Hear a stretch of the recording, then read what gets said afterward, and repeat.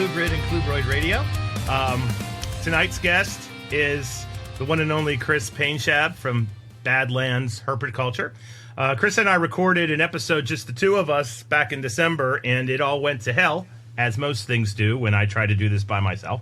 So this is our redemption episode with Kris. But before we bring Kris on, we have to do our banter.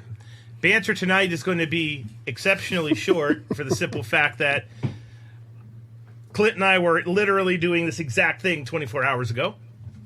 But there has actually been a small development in my world. What time was that? About 4 hours ago, one of our animal care specialists, as we call her, who's basically the equivalent of our lead keeper, gave me a call. She's only been working here for about 4 months, and she said, should the poplin python have eggs? And I said, well, that depends. Was it with a male? And then she said, it's been with the female for months. And I said, that's obviously the male. And so we now have a clutch of poplin python eggs, which is pretty cool. Nice. Yep. 5 eggs and 3 slugs. But pythons have been my immortal enemy because I can never tell they're freaking gravid.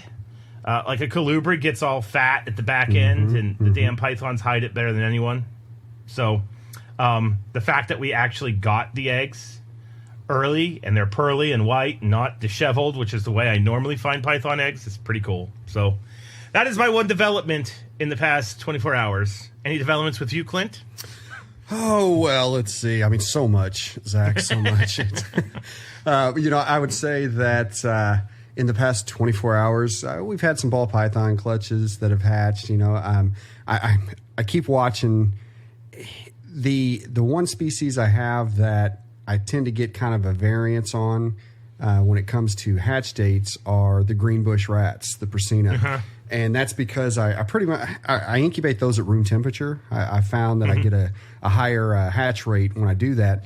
And so since that fluctuates a little bit, it's not like on day 60, they're going to pip.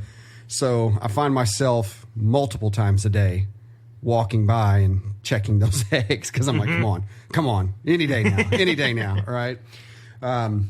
But I would say as far as any developments, there's not been anything, major, but there's one funny little moment that I'll share with everyone today that as I'm sitting here in the shop, one of the top things we sell are dubia roaches, feeders in general, right? So I'm sitting there and I'm counting out cups of dubia roaches.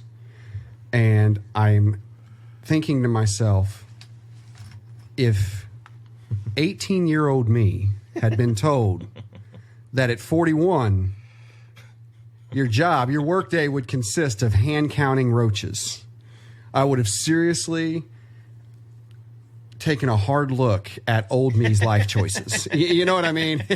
So couldn't help but chuckle at myself. I mean, because it's like, no, buddy, this is what you wanted. Yep. This is you living the dream, right? Yep. But no, since we last talked, man, not a whole lot going on other than still playing a lot of catch up from hauling in that big collection. That the quarantine area, while everything is now, all the animals, of course, are put away and the racks are situated. The room still looks like shit. It's like if you ever packed up for a show, and the way your snake room looks after that, when you've come, that's what it looks like, and it's driving me crazy because it's just trying to bounce in and out of there to get that put back together while still running the store and all the counting roaches and every little thing that needs to be done. So, but that's about it on my end right now, buddy. Yeah, no, I know exactly what you're talking. It's that weird feeling when you're like reorganizing, and you're reorganizing to clean, and then you have that moment where you're like, yes, it's all gone, and then you just turn around and it looks like a freaking missile hit your garage. That's what happens to me. Yeah, it's just like there's stuff everywhere. There's some, and you're afraid to set something down because then you can't find it because there's so much stuff everywhere. Yep. So, exactly. Well, I did something fun. I was pulling eggs over the weekend from one of my locality kings, and I pulled the drawer out because while they can live in vivariums, all the gravid females go to racks because it's just easier. And I got my phone out and I took a picture because that's how I keep tabs of everything. And then my son came and talked to me, and I closed the drawer. And then for the next 3 hours, I frantically was looking everywhere for my phone, and it was in with the king snake because I put it down in the tub, to put it on the first flat surface to go. Yep. And I kept hearing it in the garage. That's where the animals are. And I was like, what the hell? Like, it's in here, but it's not in here. And then I did it one more time when the lights were off and the tub started glowing. I was like, oh, okay, I got it now. Yeah. So. I'll tell you, so my phone is solid black. The case is solid black. And, of course, when the screen's not lit up, everything's black. You can probably guess what color all of my racks are. Black. As well. Exactly.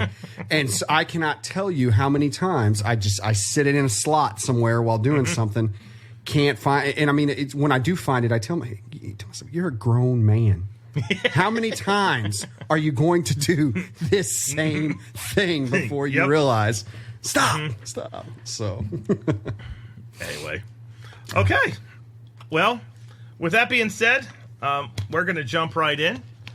So our guest tonight, as stated before, been on several podcasts, is the co-host of a podcast himself, one of the other Colubrid podcasts, which is Corn Stars with Herpetoculture Network. But it's Kris Painschab. So, how you doing, man? Oh. Uh-oh. Can't hear you. Technical difficulties, Eric. Messaging to you. Okay. Hold on. We're good. I know what to do. Check to see if your mic is muted, Kris. It's muted now. Now hit it again. Mm-mm.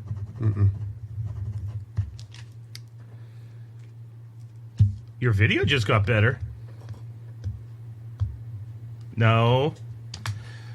Oh, for God's sake.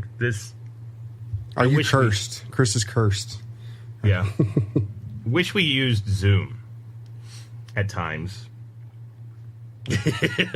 I wish everybody could see Kris frantically trying to get things to work. Not yet. Okay. Show stats. Is there anything I can do? Bend the screen.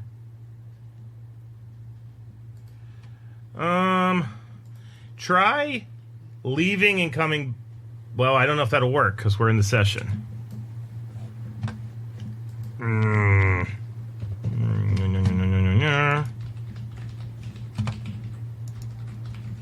Everybody.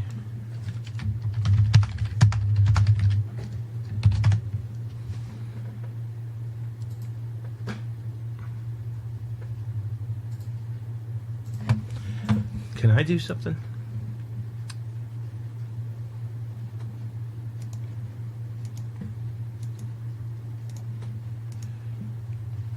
Oh, dear.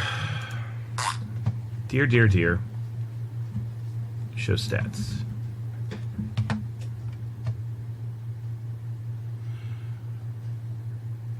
Okay, video available. Your mic? What happened there? I don't understand how it was working and it wasn't working. This is a new one. What is this crazy thing?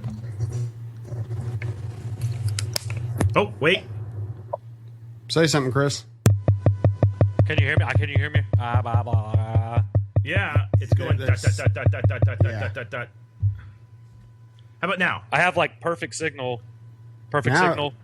Now we're good. Yeah, now we can hear you. Video's a little choppy, but sound sounds okay. That's I so think we're weird. good. It's choppy. Okay. Can you hear me without a delay? Yeah, why don't we do this? Because we did this yesterday with Jason. And Eric's going to cut all this shit out. So I'm just going to do the... Here's our guest, Kris Painschab, thing again. Yeah, and you can hear me. My Perfect. sound is good with my... Yeah. Okay, but I'm not going to touch anything. Yeah, like I said, sound looks great. The video's just a little delayed and choppy, but I think we're going to be just fine with that. Yeah. Why don't we just kill our cameras, and that'll give that... Because I keep getting a network struggling thing. Okay. And y'all can still hear me.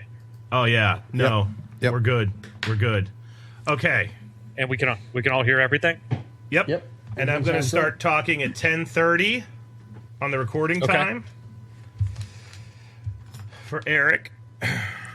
I had muted myself while y'all were talking. Yeah. All good. All right. Ready? It's 10:23, 4, 5. Me. Okay. Technical difficulty, but we made it through. So our guest tonight, one more time, is Kris Painschab of Badlands Herpetoculture. Kris has a podcast of his own with Justin Smith, which is Corn Stars, on the Herpetoculture Network, the other network. With that being said, Kris is a well-known geckophile and big-time colubrid keeper. And we did, like I said before, we did an episode on locality that will forever be just Kris and I's, because bullshit went down and it wasn't recorded. So anyway. There be gremlins between us, man. There are gremlins, and they just showed up, so hopefully they've died in the past 2 minutes. So with that being said, welcome to Colubrid and Colubroid Radio, Kris. Absolutely. So excited to be on, guys. All right. Sweet. So your story's been told on multiple podcasts, but we always give our guests the opportunity to tell it again. So with that being said, if you don't mind, how did you end up having 100 snakes in your house? Young age. I was always obsessed with being outside and doing things like that. Of course, the dinosaur thing, and every young boy's story. At a young age, my parents knew that I liked animals, and adjacently, my mother had a turtle. It died at 35 years old, a red-eared slider, just recently, about 2019. And I kind of always knew that you could keep animals in boxes, right? So I always wanted a pet, and I think somewhere in that time I got a red belly newt, and the big thing that really kicked me off was I got into Scouts, into Boy Scouts, and was just blasted open into the natural world, right? Learning about animals and seeing animals in the wild and hunting and fishing and stuff like that. And man, what really just broke me was, I am guessing around 1997, I was probably 12 or 13 years old. My dad brought home a pair of gold dust day geckos that a guy that worked with him was like a reptile importer of all things. And he was like, hey, he said you could have these. So I set them up, and goodness, I got a Phelsuma book. I still have the book. And that kind of led into me being obsessed with reptiles. I bred those. I remember produced my first babies in 1998, which was just amazing. These tiny little things that did not want to survive, which was a tough thing to get through. But around that time, I met one of my mentors, who's Carl Vargas, South Texas Geckos, South Texas Gex, actually, who's a huge gecko breeder. He breeds Leachianus. At the time, we were both breeding bearded dragons and leopard geckos and stuff like that.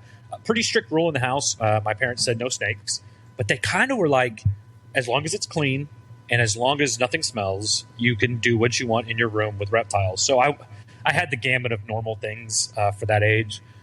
Kept and bred chameleons and bearded dragons and a couple different species of day geckos. Day geckos are probably one of my favorite animals, or genuses, Phelsuma. I don't have any now, and that's, maybe we'll get into it later. But as I get older, that's something I'll get back into. But life is very fast for me, and they are care intensive. So I need things that I can be away from for a week at a time and not feel too egregiously bad about. And they are, you got to feed them a lot. And, well, we're not going to get too much into them, but so that led into kind of my slowly getting older. Went to school for a little bit, kind of thought about being a veterinarian, decided that I was really good with numbers. Went through the gamut of things to become an engineer, which was tough. And then I guess always had snakes. Once I moved out at 18, got a gray banded king snake, first snake I ever had, which was such a great idea, is buy a gray banded king snake that eats for your first snake. Because I was, what you said, jaded. I'm like, you started with a day gecko as your first Yeah. reptile. I'm like, who does that? The worst. I'm like, Just- really? I mean, how'd that happen? And then boom, then your first snake's a gray band. I'm like, Yeah. you were just asking for it out of the gate, Yeah. man. Yeah, and you know, but luckily I got one from a breeder at a show. Don't remember who it was. I believe it was Don Soderberg, but not Don. Yeah, Don Soderberg. Or no, I'm sorry, Don Shores. Don Shores. And it was a long time ago. Bought it at a show. And God, just keeping raising that animal, and it stacked up. I had an apartment with, I think I had 30 snakes in my room, and at the time I met this wonderful girl who really liked me and decided to ridiculously become my wife, and she has always supported it. And I never didn't have snakes and geckos and things. There's probably a period in there, especially when I was heavy into college, where maybe I had a couple, but it was never an empty house. There's always something for me to take care of and collect. And, it really hit a few years before my daughter was born. I started getting more into I'm a lot more financially stable. I was working on building my second house. And I kind of said to myself, I'd like to do this and maybe try to make a little money on the side. But most importantly, I'd like to start breeding snakes. Had bred geckos for my whole life, probably 22 years or so of gecko breeding experience, which is good because you learn how to care for eggs and you learn how to the natural cycle of animals and what to do with the female after she's laid. But decided to get into snakes. And man, honestly, was really drawn to a couple oddities and a couple very normal snakes. Got a lot of corn snakes, a few rat snakes. Started with Chinese beauties somewhere in there, and still one of my favorite species to keep and breed is Chinese beauties. O3ophis are just amazing. Got deep dived into Pituophis. Man, I probably, at one point, I was very close to having pairs and breeding every species of Pituophis, with the exception of some of the odd island gophers, which you are not easy to come across. And obviously the Lineaticalis. I never got the chance to find or keep Lineaticalis, either of the subspecies. And still, there's a couple that I'm still looking for, and we can dive a little deeper into that. But man, still, I do something I do with my kid, maybe 7 years of breeding snakes at this point. I've end 2 shows a year. I hate selling snakes. I hold back more snakes than probably anybody I know, and then end up just giving them all away. I'm sure Zach, I know I sent you a couple boxes last year.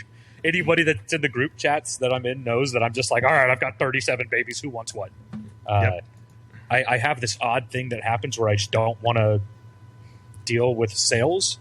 I've kind of removed myself from that, and I'm getting better at it.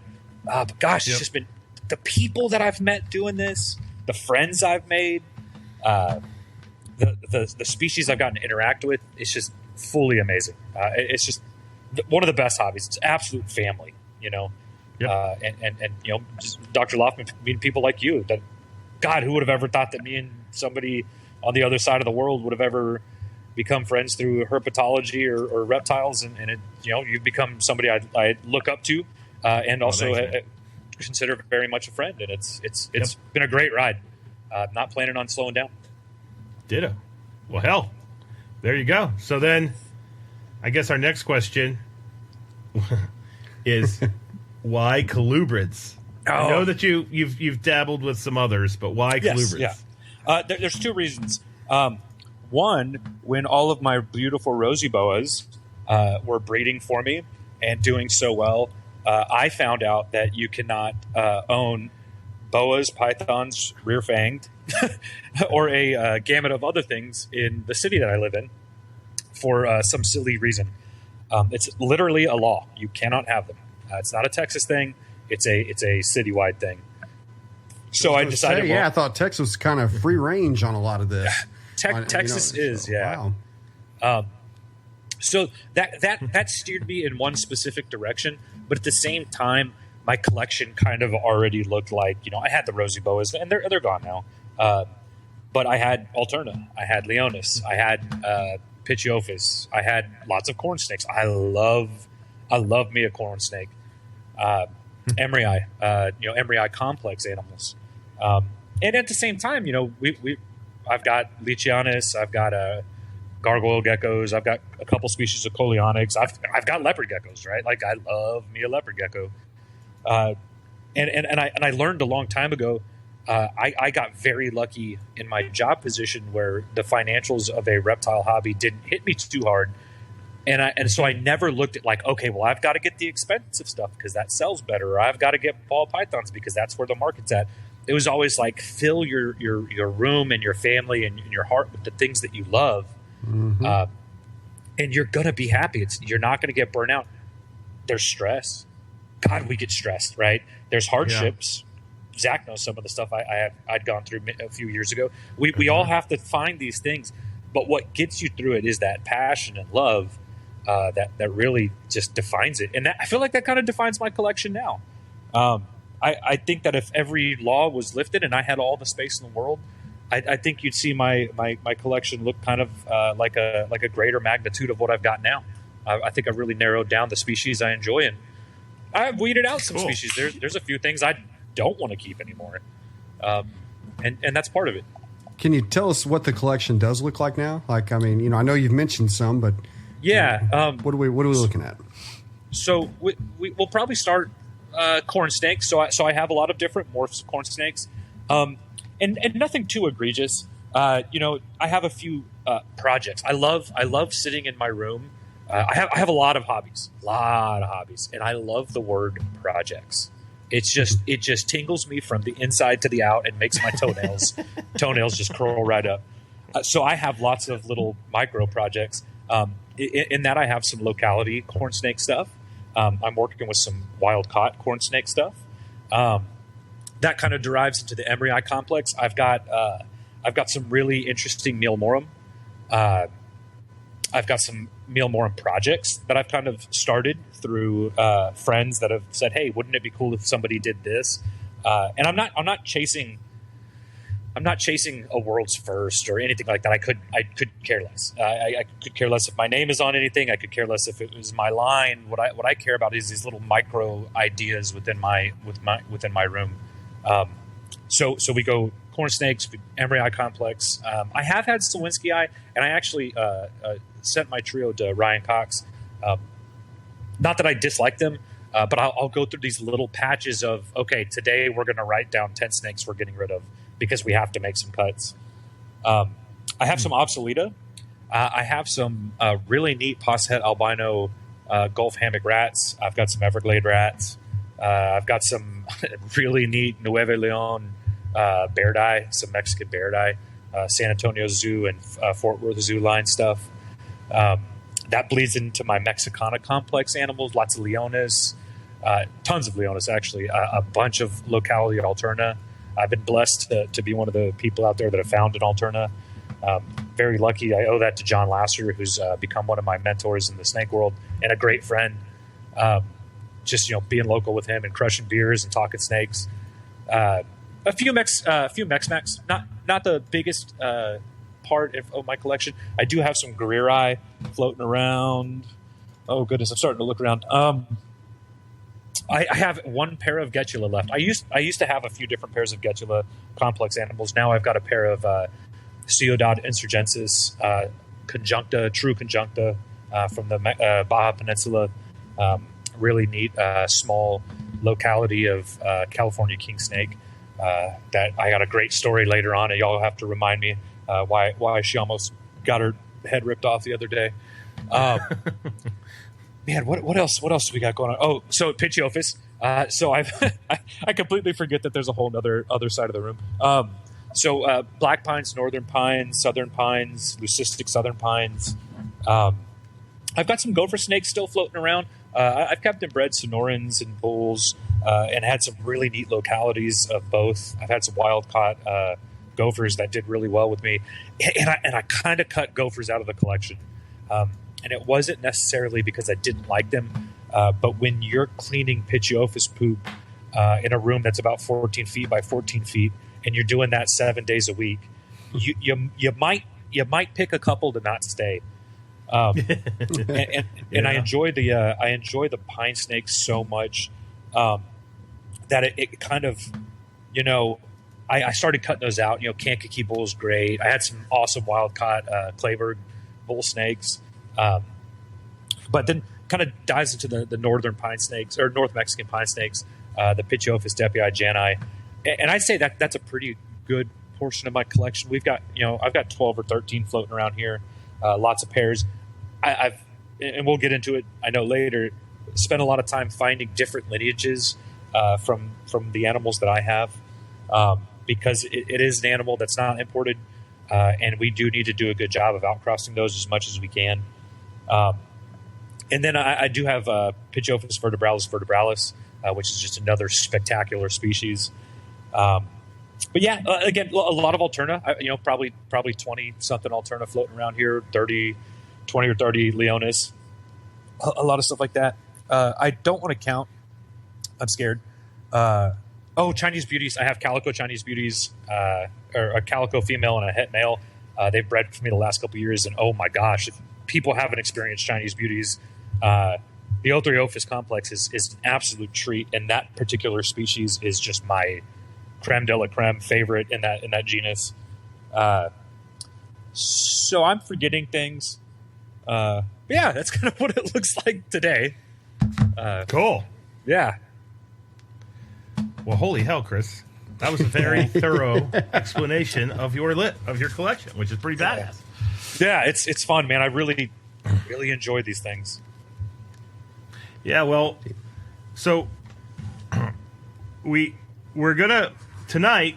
First and foremost, Kris will absolutely be on multiple times. There's no way that this is the only time that we're gonna have Payne-Shab on.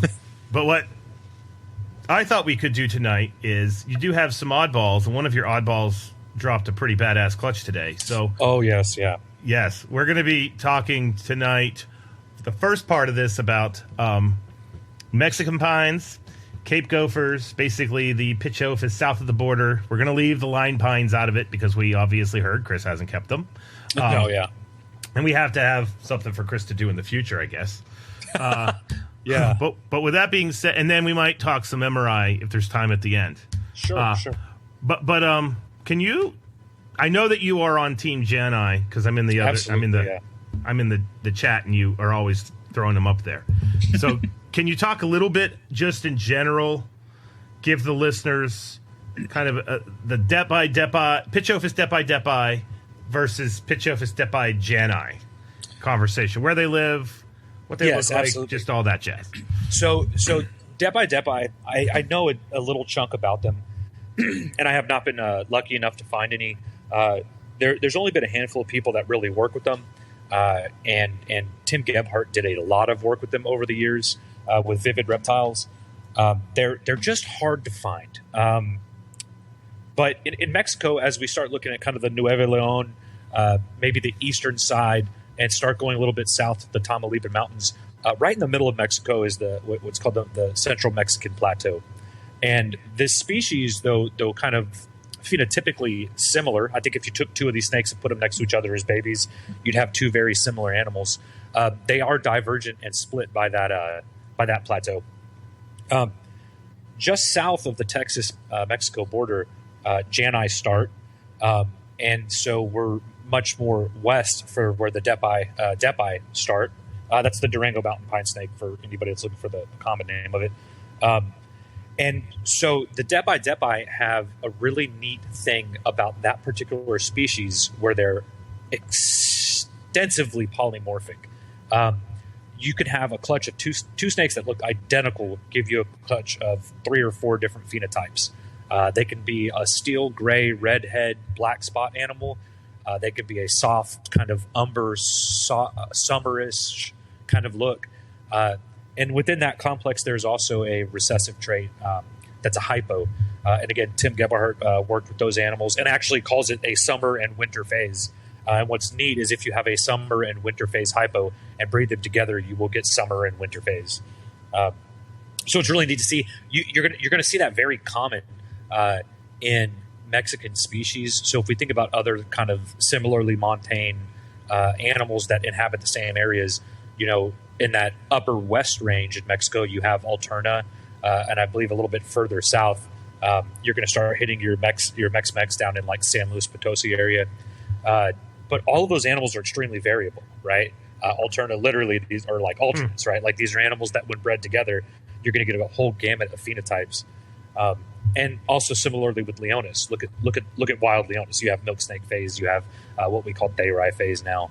But you have so many different phenotypes within a species. It makes sense that they do that.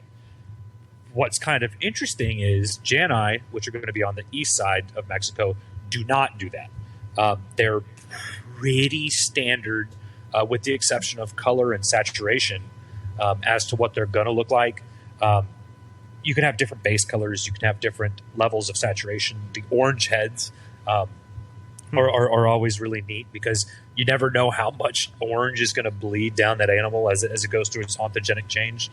Depi don't go through such a drastic ontogenic change, whereas Depi Jani do. The babies will, gosh, they're ugly ducklings, right? If you've ever seen a baby Jani, you're just blown away when you see an adult. Jani also have a very interesting trait where they're sexually dimorphic. And this isn't expressed only in the size of the animal, but you can hatch them out, look at the eggs the second they come out and tell you which ones are male and female. Really? Absolutely. Every female has clearly defined saddles. The orange saturation on the head usually is just barely at the nose, sometimes past the eyes. The saddle numbers towards the tail are much more condensed and more rapid. And I've noticed that females almost always have more visible saddles, whereas your males always have this huge saturation on the head, always have a much softer definition to the saddles, usually a lighter base color, which is kind of interesting because as they age, they lose that lighter base color and get darker, whereas females usually get lighter. And then as their tail goes down, they get a lot more of their kind of maroon orange saturation and just less saddles, right? Again, retrospectively, Depi don't do that as much. They're not as sexually dimorphic. Kind of across the genus in Pituophis, we see that males are usually larger. Not a lot. Maybe we're talking 20% larger, maybe 10%. But yeah, I would say that would be the differences between the two, right? Okay. Phenotypically, yeah. I've never heard that. I was not aware of it. So very good information there. It's really neat, and some people don't notice it, and some lines of Depi Jani don't have as much orange saturation. So as babies, they're a little tougher to tell. But man, if you gave me a clutch, I could almost tell you which one was male and which one was female every time. I've never been wrong on it with the babies I've hatched. And even like I had a gentleman send me a pair from a different line, and I opened up the box and I was like, "Hey, one of these are both males." And he was like, "Are you sure?" And I was like, "These are both males for sure." And it sure enough popped them that day, and they were both males. Huh? It's kind of interesting. Very cool. Absolutely. So, out of the pines that you're working with, which are there differences? And this is something I kind of ask a lot of the individuals that we talk to.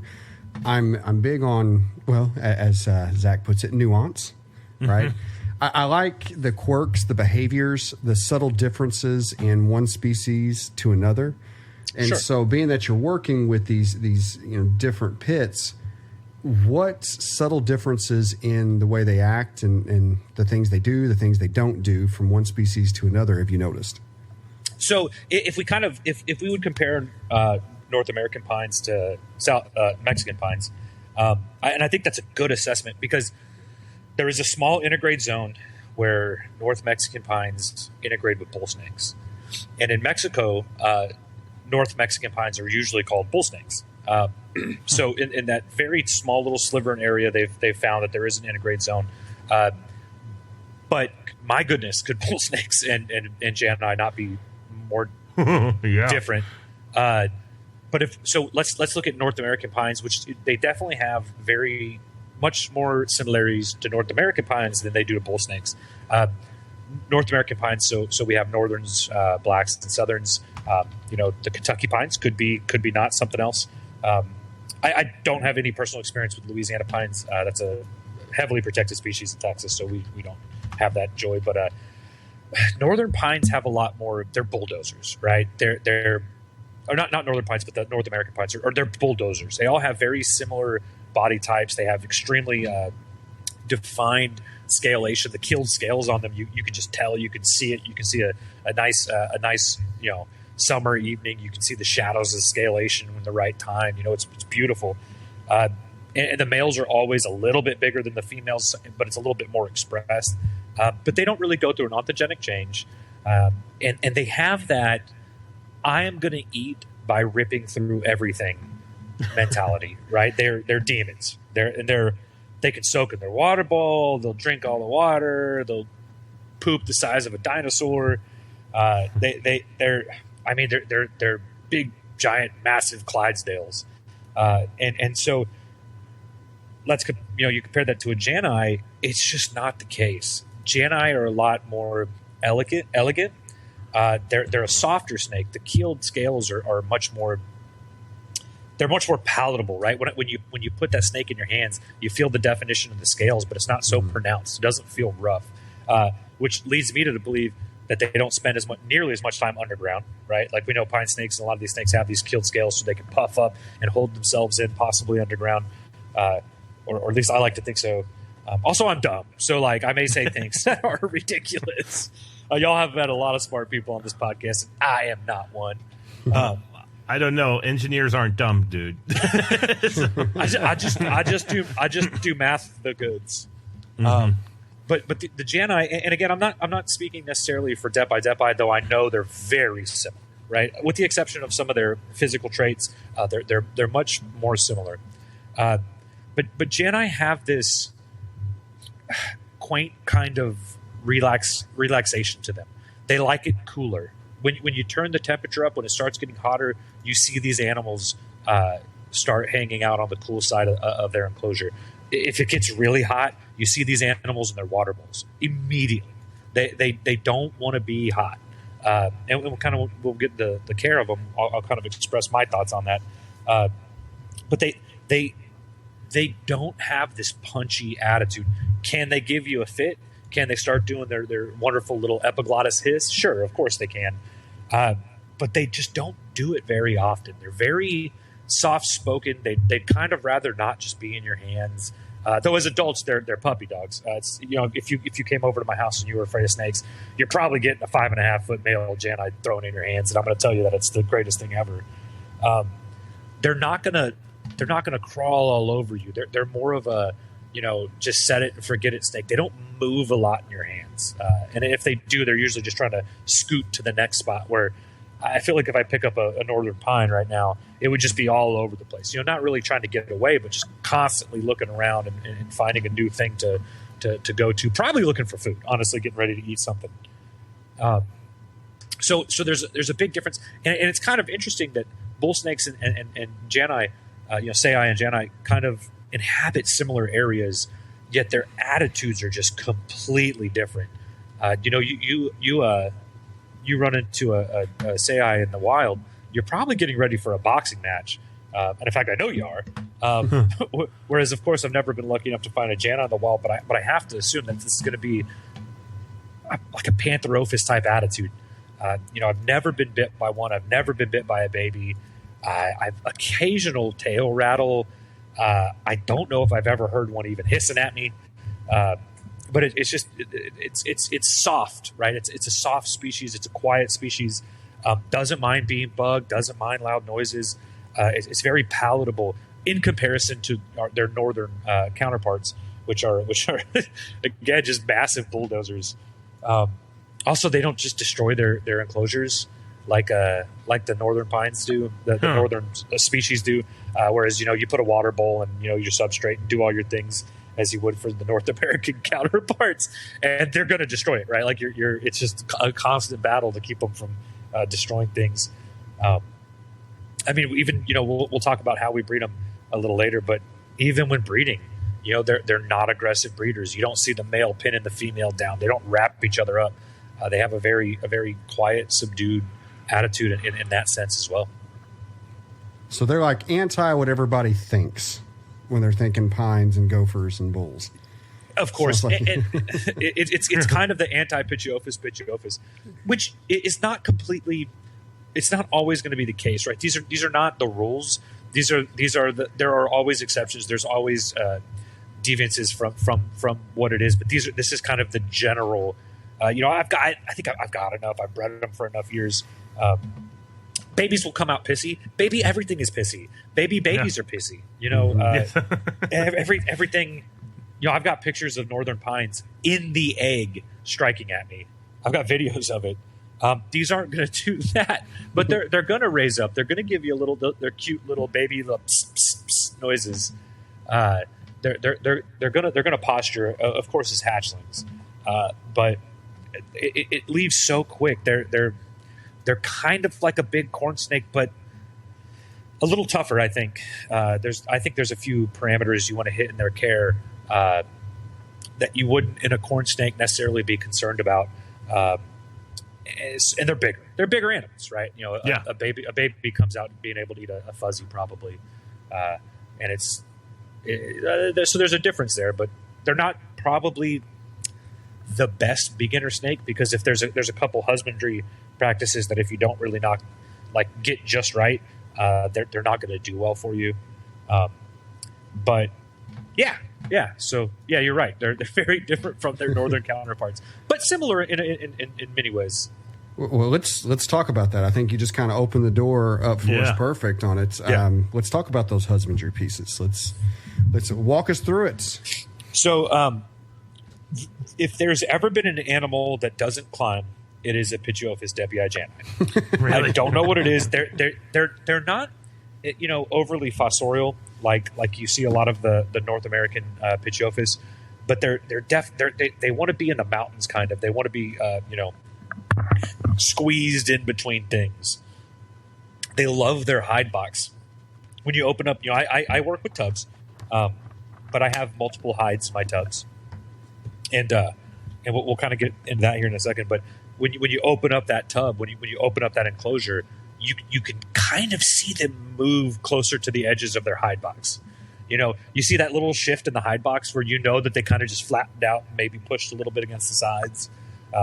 At least that's what I assume is happening. These guys want to be squished between some rocks and just say, all right, you're not going to get me today. As far as my personal enclosures, I go to the Church of Lassiter, and I always will. And he told me many years ago, the best thing you can do for any animal is give them options. Give them a hot side. Give them a hot side hide. Give them a humid hide on the hot side. Do the same thing on the cool side. Right? Even if you don't have that much ground area in your enclosure, try to do those things, and you'll find that they excel, because the snake's going to tell you where it wants to be, and it's very true. Counterintuitive to a lot of other Pituophis, I think, and in my experience, the few years I've had these animals, that you do not want to be over 80, maybe 81, 82 degrees. My snakes have a sharp cutoff at 80 degrees on their hot side, and I keep them at 78, 70, 77, 78, almost exclusively. Think about where they're from. You know what I mean? Eastern side of Mexico, they're in kind of the desert. They don't want to be overly humid, which was a battle that I had to figure out and win in my reptile room, because my reptile room is different than everybody else's reptile room, and that's the way it is. But I'm at about 60% humidity at all times. So we solve that through ventilation, especially with lower temps. So lower temps without ventilation, you're starting to, you're going to have respiratory issues. You're going to have, you're going to have great sheds. You know what I mean? They're going to shed awesome. I have had desert species that I have done an exceptional job of murdering. Bogertrophus rosale. I have a couple $1,000s of them in my freezer.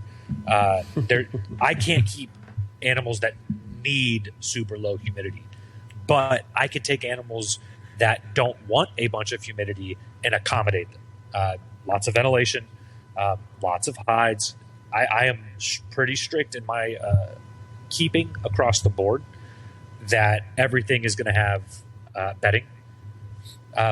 I think you can make some really neat naturalistic enclosures with these animals, but you want them on dry, clean bedding. Not necessarily that they're going to be digging under it. That's not what the species does very often, in my experience. But without something, I've noticed they don't do well, because I've had to throw them on paper towels for a while, and you can just see the animal immediately get stressed. The only times I've seen these animals act defensively, look like they're going to act defensively, is when I had a probe mess up and my enclosures were at 90, 95 degrees. And I knew it, because I had bull snakes in the same rack, and I knew it immediately because my Jani were acting weird. It was like a snap of the fingers. I came in my reptile room and I was like, wait. Why are my Jani freaking out? And you could see them. They were pushing up against the side of the tub. I opened up the tub. They came flying out, and they just don't want that hot temperature. I've seen some people have really neat naturalistic enclosures. I think that's amazing. I would love to be in a position where I can have that. And maybe I will be someday. You're going to want a lot of hides because they don't want to see you. And I think the more they see you, the more stressed they're going to be. I think we find that across the board with Pitchophis. I don't know. I keep a water bowl with mine. I've heard of people not keeping a water bowl in theirs 24/7. Maybe after a feeding, you put the water bowl in for a couple days, you pull it out for a couple days, and again, that's to regulate that water intake. This is a pretty dry, pretty arid species, and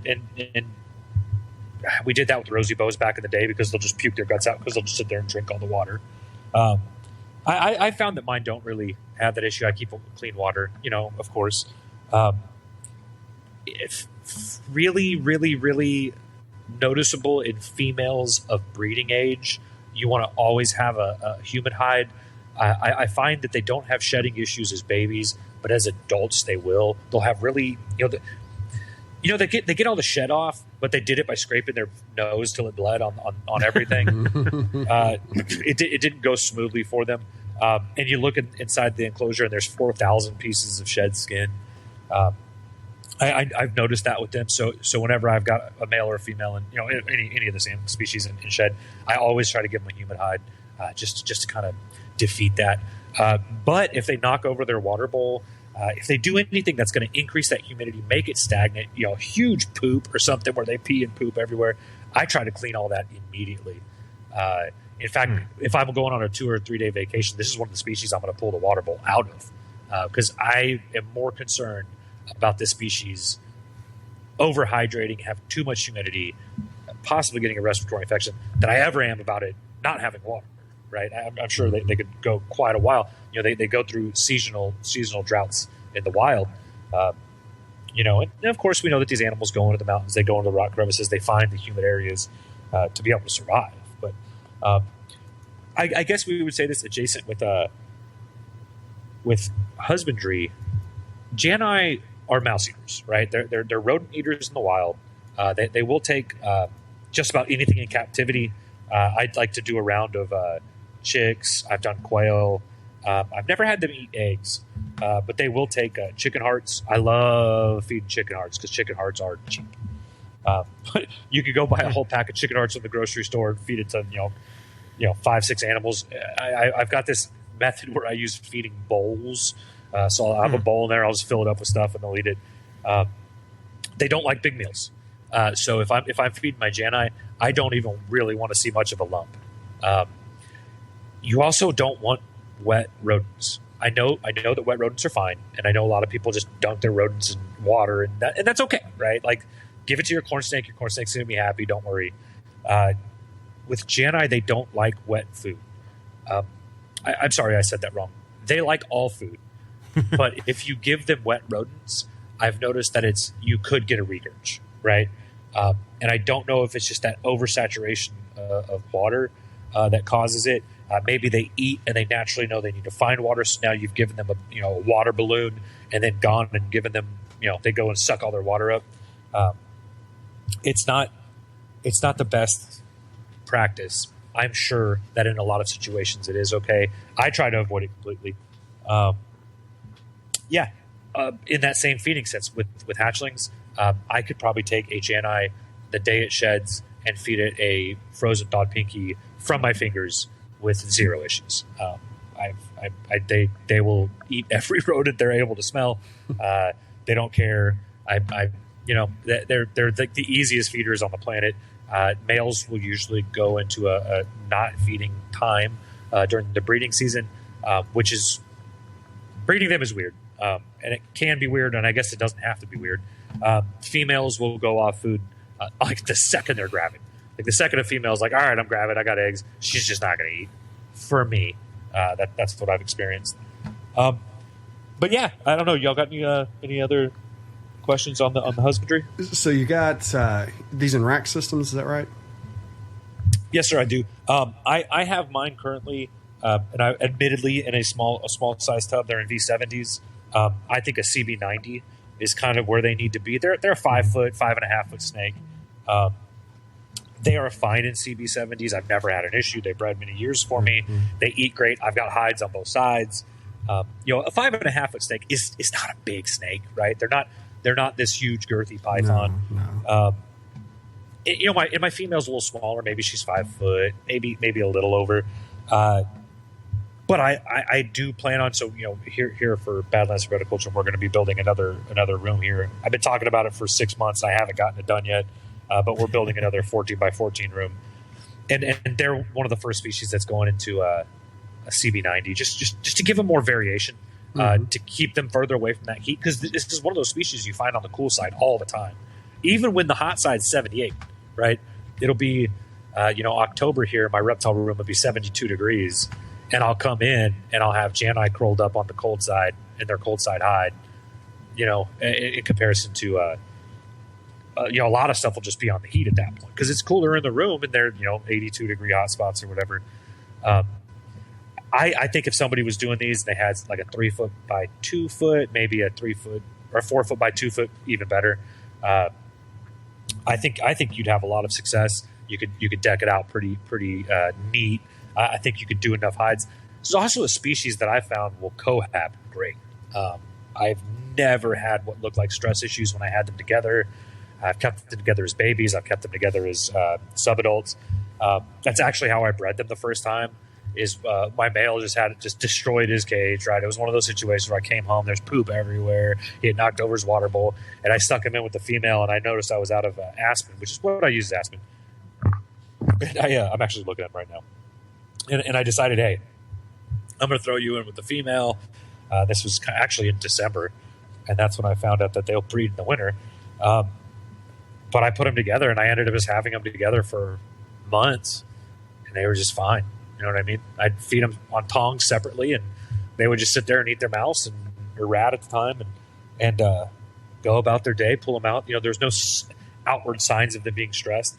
I think if you had a big enough enclosure, it'd be a really cool species to display and cohab, right? Super neat. To be able to put two snakes together is just always cool. And you'll probably breed them, which is kind of the neat part. They kind of they're really good at breeding on their own. But yeah, I think that's a good place to do it. I'm kind of a stickler for cleanliness and very specific times for things, when I do things, when the water is fresh.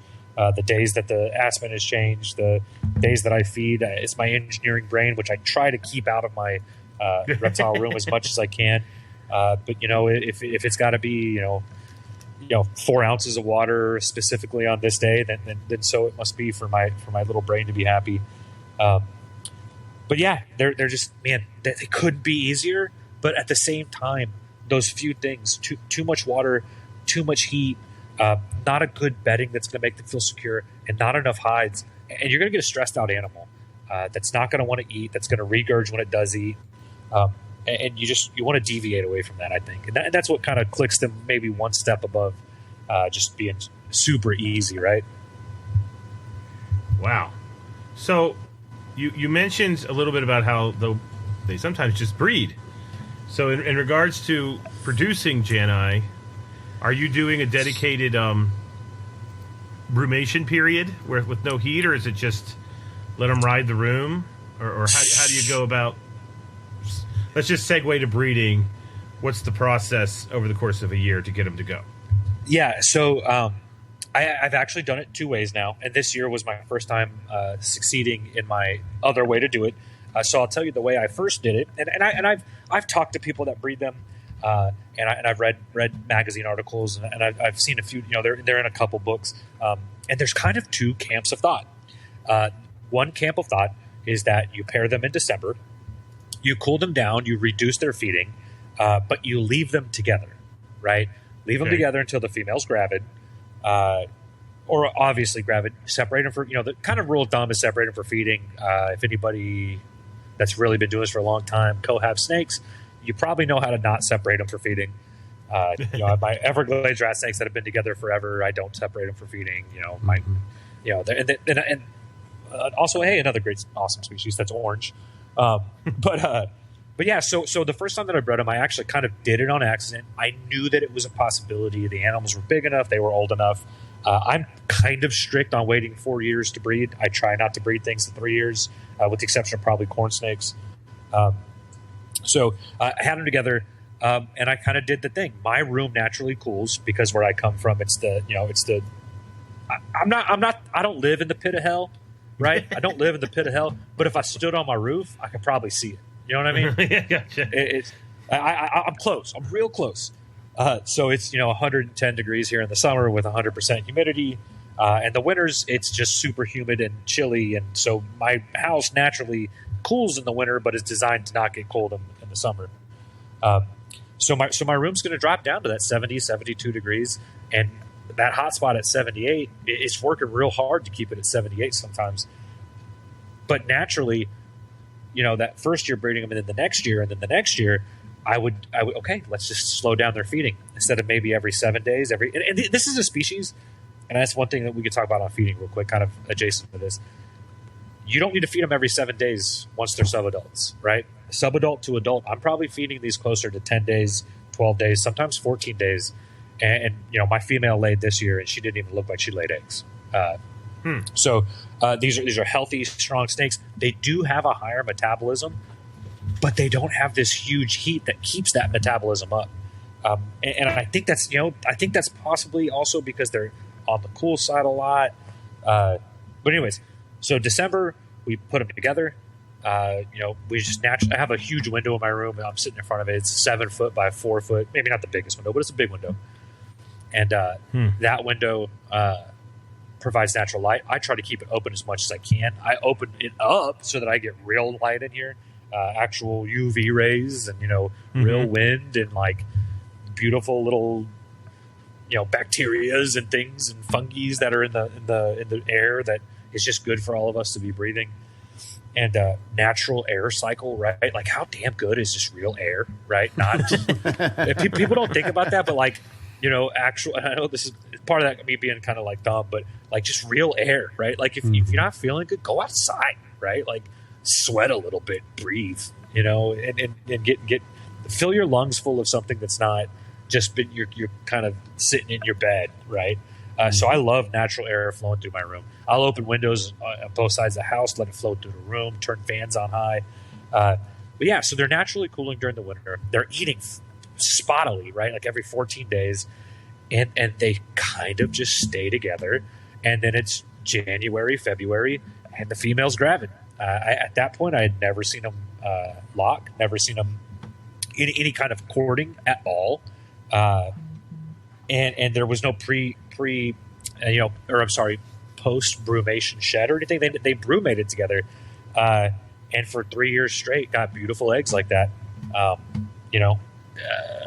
I've one thing I've noticed with Jan. I always get one slug. I don't know why. It's just like a thing. The dry and wet we're gonna hit with eggs because I've noticed something this year. Anyway, so I'm sorry, I'm a little scatterbrained sometimes. That has worked consistently. Female's gravid. Female goes into pre-lay shed. Very stock standard stuff. She sheds. 10 to 14 days later, you got a beautiful clutch of eggs. They're not really defensive, removing them from eggs. Some I actually had a very, very upset snake today removing eggs. And that has worked. So actually the last time me and Dr. Lockman talked is every year that I produce Janai, I get like 1 female or 2 females in a 9 to 10 egg clutch. I mean, consistently. And so I told him, I was like, this year I'm going to brumate them. I'm going to brumate them like I do most of my other North American colubrids at my middle temperature. So I have all of my stuff that needs to get cold. That goes into the freezer at John's house. That's all my Alterna, Leonis, stuff like that. And then my stuff here at the house, I get down to between 55 and 60, but it has swings, right? I'll have a couple days where it's 62, 65. I have an air conditioning unit that I feed the exhaust outside, but it doesn't get that cold because it's in a closet. It's one of those roll around ones. So this year I said, okay, I'm going to do my normal, Thanksgiving to Valentine's Day. I'm going to put them at that kind of 60-degree mark, 55 to 60, which is we all kind of try to hit for, which is notably probably closer to 60. I'm going to warm them up slow. I'm going to do 1 week at this temp, 1 week at the next temp. I'm going to bring them in. I'm going to feed them slow. And I want to see if this does anything different. First thing I noticed is neither one of them went into shed. Straight up just didn't shed. And I don't know if that was just because I did it differently this time. You see a lot of snakes come out of brumation. Within 2 to 4 weeks, they're shedding. They shed. Boom, it's time to lock. So I just started feeding them. And once they were back on rats, I have a very slow step system I use for feeding. A 5-foot Pitchophis, I'm going to start with like a hopper, right? You're getting a hopper in 3, 4, 5 days. You might get a small mouse. In 3, 4, 5 days after that, I'm going to see how you're pooping. I'm going to make sure you're pooping everything out. You might get another small mouse. And then, I'm going to go that over a period of 2 weeks. And so I just threw them together. And my God, have I never seen snakes lock faster. It's like I put the male and the female's tub. And I missed you. Yeah, he just like shuffled over and just locked up with her. And they just kind of like looked at me and I was like, so it's just like that, huh? And I let them pair a couple times. And this year, once again, I think I got 11 perfect eggs. It went through that same cycle. Female went into a pre-lay shed. Sheds 10 to 14 days later, lays eggs. I had a nice egg box, right? If you don't know egg boxes, find out about egg boxes. They're a good idea. And so, yeah, I got exactly 1 slug because she lays a slug before she lays her good eggs every year. And I'm excited to see if there's a difference. My statistics brain, my engineering brain says you have done something different. Your results should vary. My biological brain and Dr. Lofton's biological brain are saying, you've done nothing different. She laid eggs. It's the same genes being spliced together, or pushed together. Yeah. You're not getting more females this year. You just had bad odds. You know what I mean? Mm-hmm. But I had 3 years of consistency, so I said I'm going to put a variable into the equation and see if it does. And I don't know. It's my fun little thing. And what's funny is if I get all females this year, I'm going to be like, that was it. That was it. And that's not how biology works at all. When the eggs become eggs, they are probably defined earlier than I even realized what the sex of that snake's going to be. So it's kind of funny. One thing, and man, it's taken me a while to really figure out my incubation method on these animals. Every year, and I mean, I incubate 100 to 130 eggs every year, and I have a pretty stock standard way of doing it. Again, Church of Lassiter, blessed be thy name. We take perlite, we go 50-50 with water, we make sure the top isn't wet, we put holes in some kind of a airtight thing, and we put tape over those holes. We label it for 45 days. At 45 days, we pull the tape off. We wait till about 60 to 70 days. Boom, boom, bang, here we are. One thing I immediately noticed with the Jani is the eggs mold almost immediately. That doesn't mean a snake won't hatch out of a moldy egg, but goodness, I have hatched snakes out of some very ugly eggs, and I've lost a couple eggs to it. There is, of course, the chance that those eggs were probably not fertile in the first place. Usually a good egg doesn't go bad regardless of mold. It's just a thing that happens. But this year, the way I'm doing my incubation is in those same tubs, right? So I take I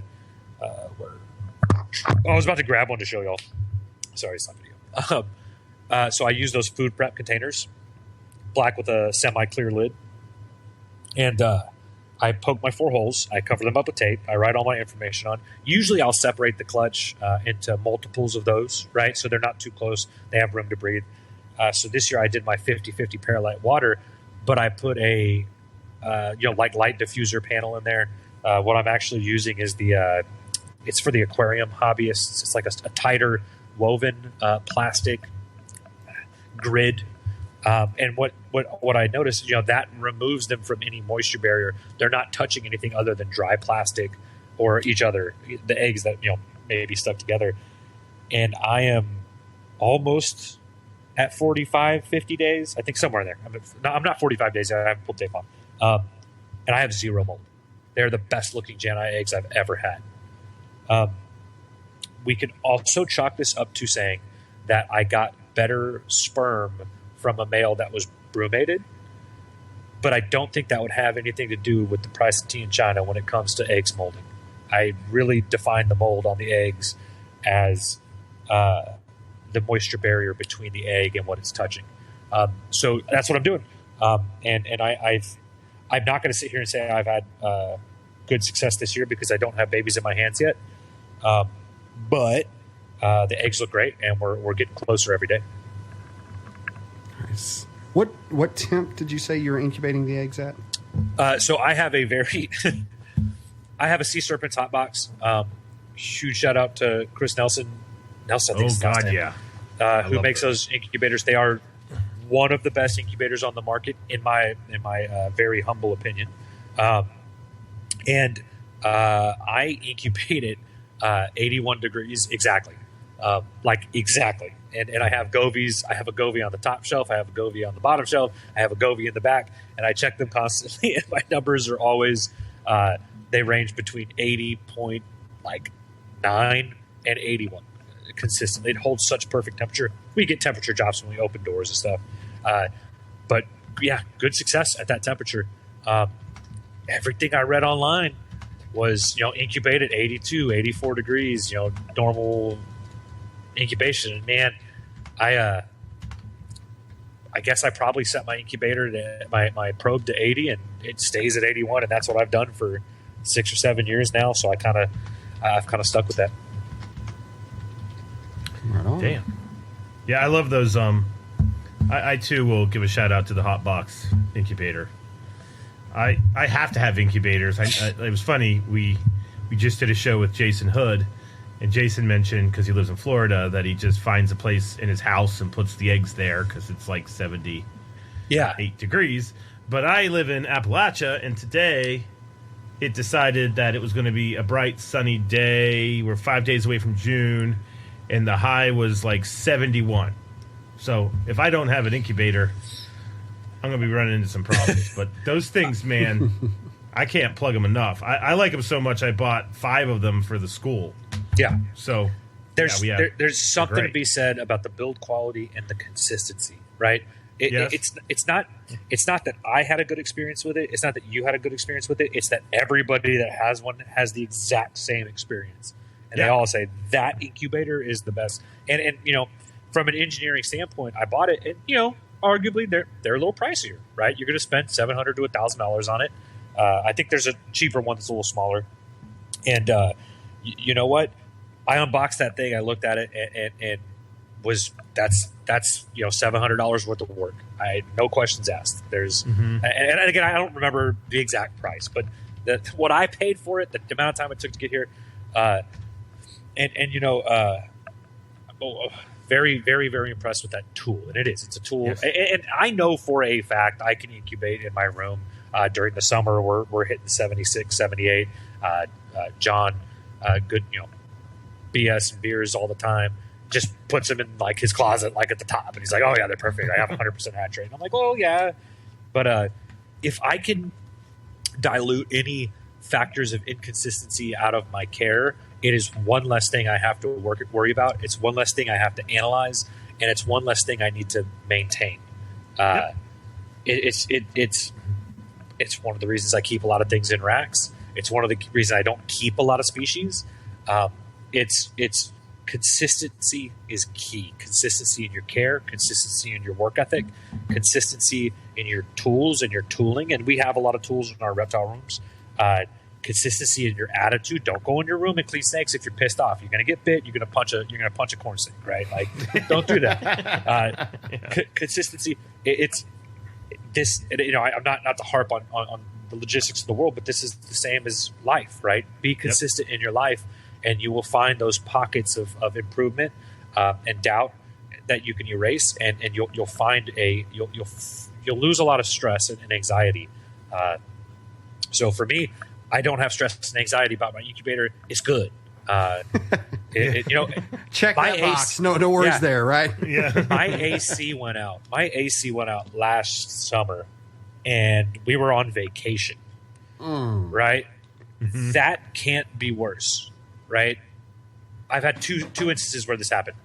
I came home, and the govies in my room had gotten up to 88 degrees. That's hot. And that's hot for New Caledonian geckos. That's real hot. Yeah. They'll be okay for a certain amount of time. But I went to that incubator, and the hottest it had gotten was 82 degrees. That room, that window was 90 degrees. That incubator maintained its temperature amazingly, right? Like and that's how thermal expansion works, right? Like heat stays in, but also at the same time, heat doesn't get in, right? So again, consistency. That's one less thing for me to worry about. Would I have lost eggs at that temperature? Maybe not, right? Like I'm sure where these animals are at, it's 100 degrees, and their eggs don't just poop out. But yeah, the other time I had my incubator, or I'm sorry, my brumation chamber set up in my closet in my reptile room. I've got a real nice walk-in closet that you can't walk in anymore because that's what we do. And the way my house is set up, it vents to the outside. Well, something had happened while we were on vacation. I came back and it had been venting just into my room. Shit. Because I put up some thermal blankets to keep the cool in there, so it's not on a lot, right? Like the AC only pops on once a day or so to keep it at that 60 or so degrees, 60 or a little below degrees. And I guess one of the blankets had fallen and the hose had moved. So I came home from vacation and it was, again, 88, 90 degrees in my room. And everything was okay. I had Chinese cave geckos. Fine. They were fine. And the two animals I lost were two gravid female coleonyx. And I can't explain it because I keep those at 90 degrees on the hot side. But my female gravid vertebralis and my female gravid brevis both belly up. I checked every animal. Those are the only two. Pituophis were ready to absolutely just rip my arms off. That was super cool. I came home and fixed everything, and my male black pine pulled out his broadsword, just absolutely went to battle with me. I think I have a video somewhere of my female black pine just screaming and yelling. So those things happen, and Cool. But yeah, that's the Janai. Everybody needs them. So final quote. We alluded to it. We didn't hit it head on, and we like to make sure we hit the major topics. But you mentioned how you feed them every 10 to 12 days, not necessarily every week, and that if we do the thawing out in the bucket and they're too wet, that you get a regurge. I'd like to talk a little bit about that. So Janai, it's funny because I always hear you talking about how easy they are and how wonderful they are, and they've kind of been a white whale for me. I got the two males from you last year, and they're still kicking. And then I bought two females. One has passed, unfortunately, but the other one is still kicking. And I've just been listening, and I'm like, well, I'm doing that wrong. Well, I'm doing that wrong. Well, I'm doing that wrong. And I was definitely doing the feeding wrong because mine have eaten some pretty freaking wet rodents. Yeah. So let's just talk about what your process is. I mean, I even want to go so far as to how do you thaw the mice out? Is it just put them on the countertop and let them go natural, or or what? Yeah. Okay. My kind of strict way of doing it. It's fun during the winter. I just take them out of the freezer and leave them in the garage. But I have a rolling my little rolling cart in my room, which everybody needs to have, and I line it with paper towels. I do 3 or 4 layers of paper towels, and I'm such a little nerd. I lay out all my mice on it. You know what I mean? Like I'm displaying my armory for somebody to come over and see all my mouse blades. But I lay them all out, and so as they thaw, they stay pretty dry, right? And then I'll kind of give them that extra 30 minutes, extra hour. Once they've thawed, you'll be able to pick them up. And if you pick up the mouse and it feels like it's got fur on it, and not just kind of like this wet, slimy thing, which you get, right? Yeah. That's when I'm like, all right, these are good to go. I have had times where it's like, oh God, I forgot to feed those guys, and you go fast, you dump them in the water, right? Like you put them in room temperature water. 30, 45 minutes later, you're still. But I always spend the time to put them on paper towels, dry them out, squish them a little bit, and let them sit for an hour, right? Let them dry out. Let them get as dry as you can before you feed them. I don't notice this problem too much with babies because a pinky's not going to get really wet, right? Like there's only it's a jelly donut anyways. But pinkies you can thaw out on your counter in 30 minutes, right, or so, and make sure it's not cold and hard. And though I have absolutely, completely, oh man, it's terrible. I shouldn't even say this on air. Absolutely fed frozen pinkies out of the freezer to snakes before. I had COVID, and I had the COVID brain, and it was like bad. Dude, when I had like 103 fever, I just got back from Daytona, and I was like, man, these baby corn snakes, man, they gotta eat, right? Like, because they're like 5-7 days, and they start turning on you. And dude, I got all these pinks out, and I walked out of the garage, and I went and I just put pink. I went through all the pink. I took them out of the baggie, and I was putting pinks in each of the corn snakes, and they were fine. I don't know. Corn snakes are kind of bulletproof, right? Like, I guess I don't know what the snakes ate, but I don't think they ate them when they were frozen. They probably went up and no, this bowl of porridge is too cold, and waited until they thawed out. But so that's kind of like a horror story. Don't do that. But yeah, I like to see my mice at room temperature and not give them mousicles. You could kind of feel a mouse. You could permeate it, right? Like move it around. Yep. When it's pliable, when it feels like a dead rat. I'm pretty strict on where I get my rodents. I only use one supplier. They have top quality. I'm not going to say who it is because everybody should form their own opinions on that. And also, I'm so lucky because I'm allergic to mice, as I am allergic to so many things. I have a local guy that I've gone in with, and we breed mice together, and he started freezing them for me. And dude, there is nothing better than having frozen, fresh, the nutrients that are going into, the diet that they're eating, and you can look at that animal. It smells different. It feels different. These things aren't just eating slurry. They're eating good quality. We're feeding them vegetables. We're feeding them mealworms. We're feeding them gut-loaded mealworms. We're feeding them, good quality, solid diets. And, oh man, my snakes I swear, it's like feeding, what is it? People used to say you feed greased toast to a dog. Its coat will get shiny, right? I swear, you feed good quality rodents to your snakes, and they just glow. They look good. Can we always do that? No. Does everybody have the ability to do that? No. But you can try. And what's if you have to always defer to what is cheapest, I understand. We are all in different financial situations. But sell one snake that you don't necessarily love the most and use that money to invest in better rodents, and I guarantee you will be happier.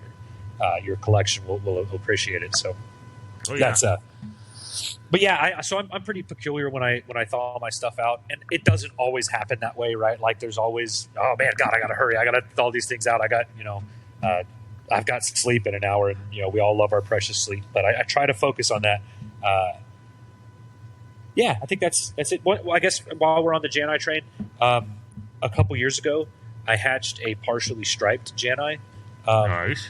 It's really neat. I've posted some pictures online, but it's got these awesome, just weird aberrations and stripes down its back. It's even kind of a different color. I'm really excited to see where that goes. It was a female. She may be big enough to breed next year. We'll see.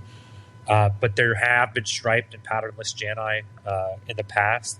In fact, I think I've sent Dr. Laughlin a couple pictures. The people that work with those animals, you just can't get a hold of them. I believe Summer from Summer Snakes may have some aberrant Janai as well.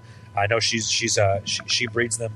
A lot of hobbyist level people breed this species, and you see them pop up a lot on Morph Market and stuff. And sadly, they're usually through people that are flipping animals, right? Like, let's say little Johnny breeds his Janai, and he says, well, I don't want to go to a show and I don't want to post on Morph Market, so I'm just going to wholesale them out to this guy because he's always posting that he wants to buy them, and he's going to send me DMs, and he's an absolute savage, and he annoys all of us.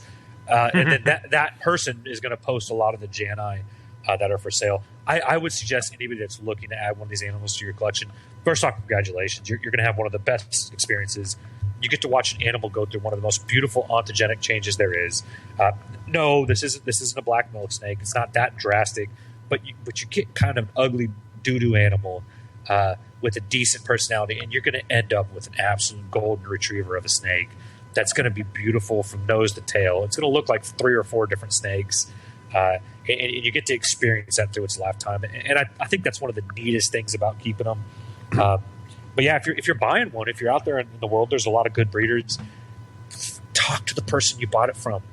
Ask what the parents look like if they want to send you pictures. You know, there's lineages to these things. I have 4 different lineages in my collection. It's neat. There's a lot to be had with them. Well, damn.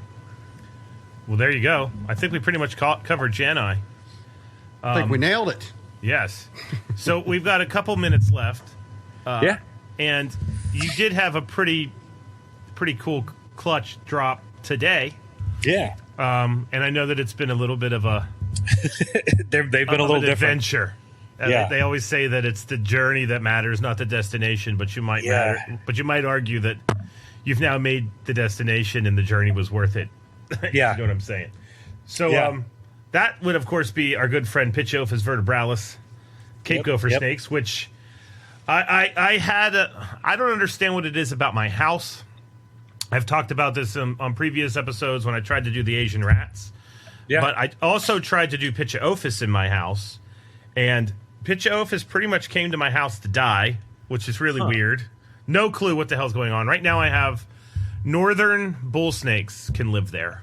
So I have Kankakis. And it makes sense because it's basically the same climate except for I'm a little bit more humid.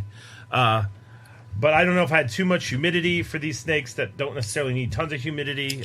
Black pines also can live at my house, but nice. I was on the fence making the current king snake collection a pit collection, and Vertebrales was extremely high on my list.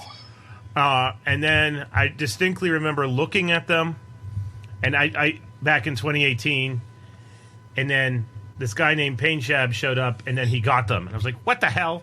Like, so I actually think I was looking at the exact snakes somehow you that you have. Thomas Davis had posted on kingsnake.com.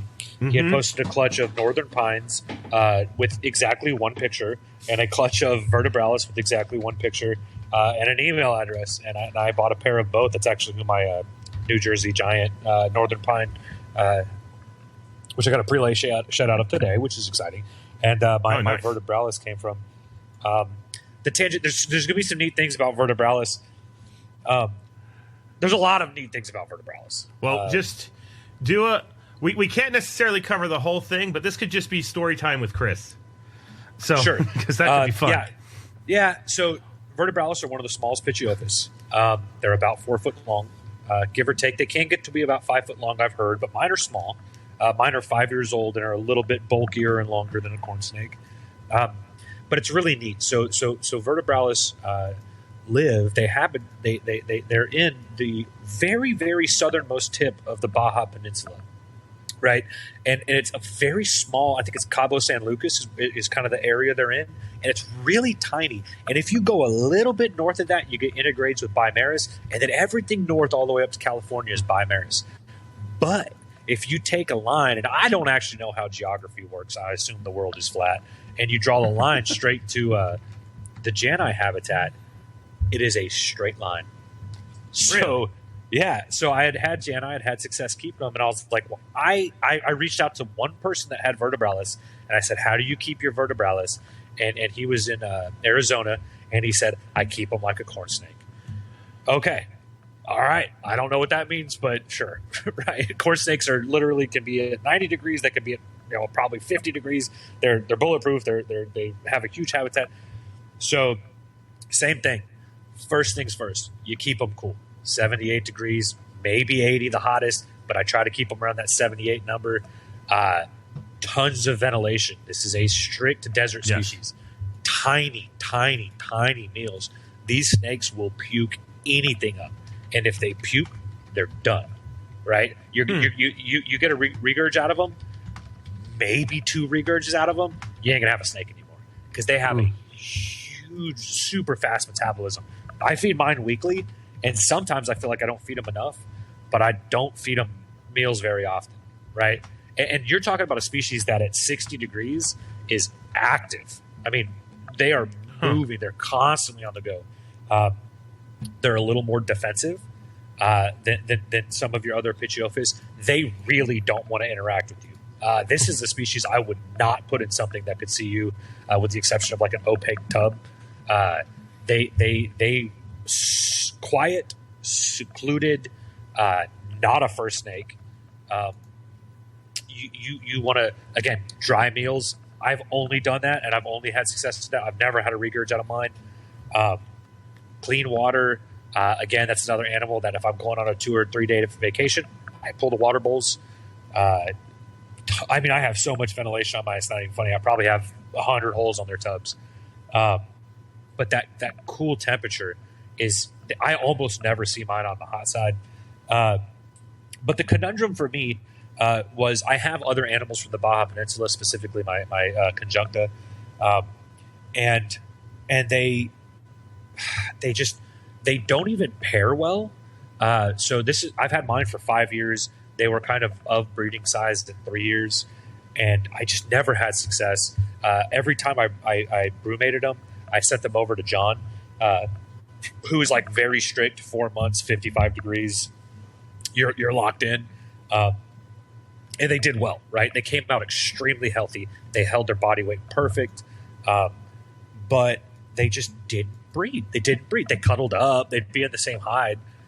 But this year, we got a ton of rain. A ton. I mean, thunderstorms. And South Texas doesn't get seasonal rain usually. It's kind of just dispersed throughout the year. I mean, it could start raining right now, right? Like I could have a hurricane in 4 days. Our weather is so sporadic. And man, a big thunderstorm was rolling in. We were getting a really late front, and I sped home. I told my boss, I got to go do a thing.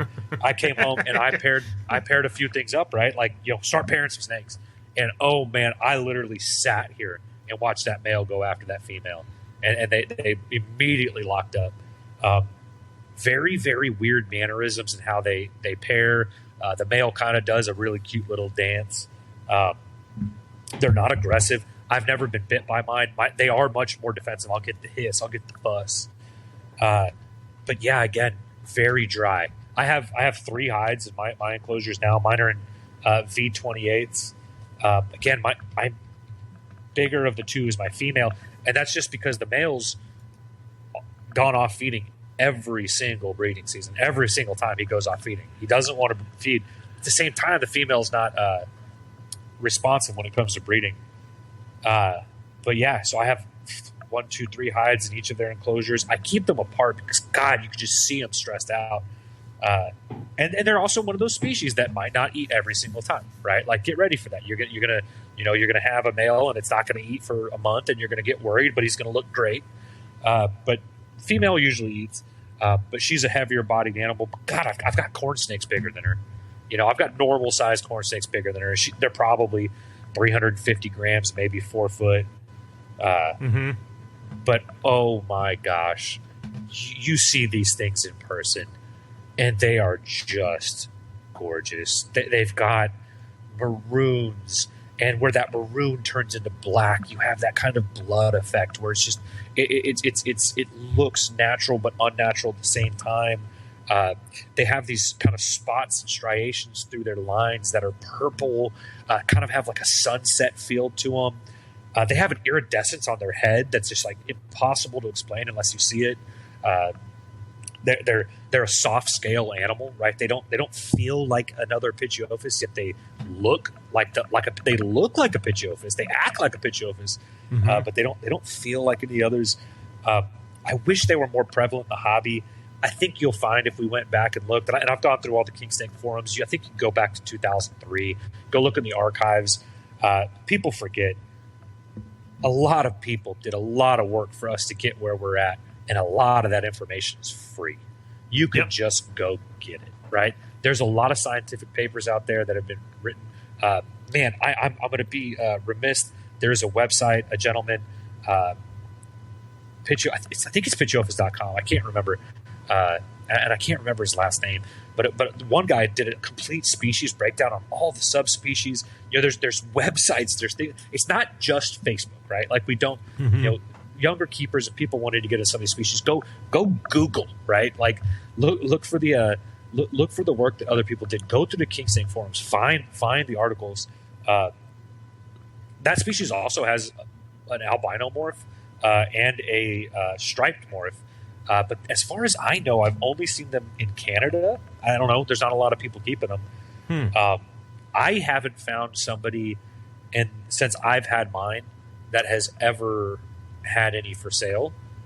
I don't go to every show. I don't talk to every person, and I kind of stay off social media, so that may be my fault. But even people I know, I do have a friend that has a male, and I'll be hopefully getting a female to him this year. But, in the sense of things, I think you could mirror them a lot to Janai. Again, you'd kind of draw that line along the longitudinal axis of the world. I hope it's longitudinal. How smart would I sound? But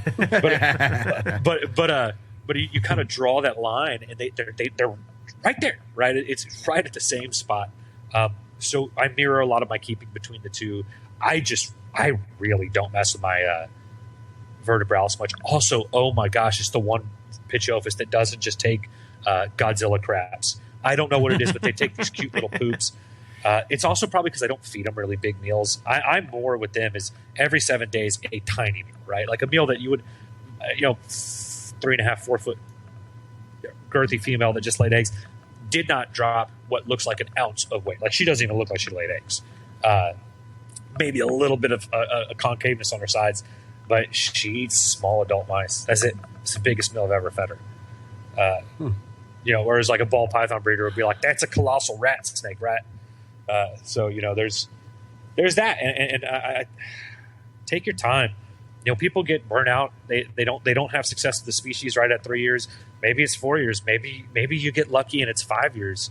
It took 5 years from the time I got these snakes in my hands to breeding them.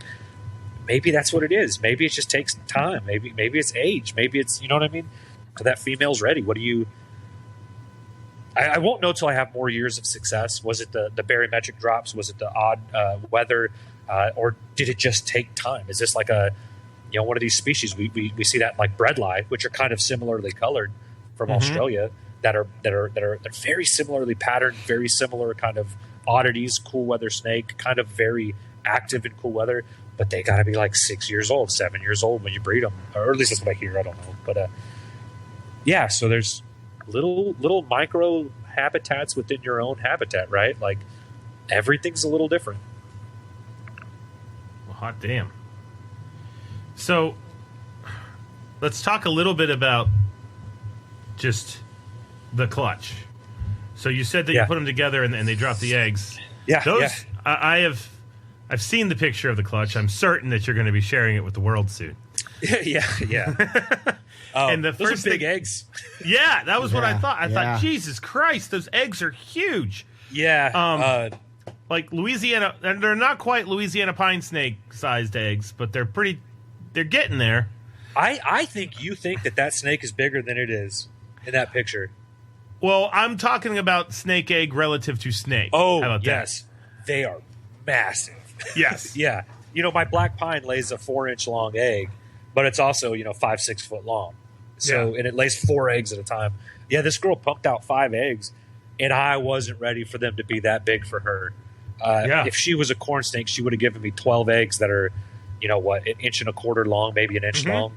And these eggs are over 2 inches long, and they're girthy too. They're wide, solid eggs. So yeah, we see that across Pitchophis. Pitchophis are weird.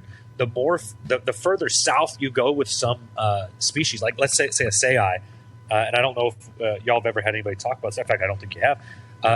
Clayburgh bull snakes every year that I bred them for 2 years, 6 to 7 foot snakes. You're talking about a massive locality.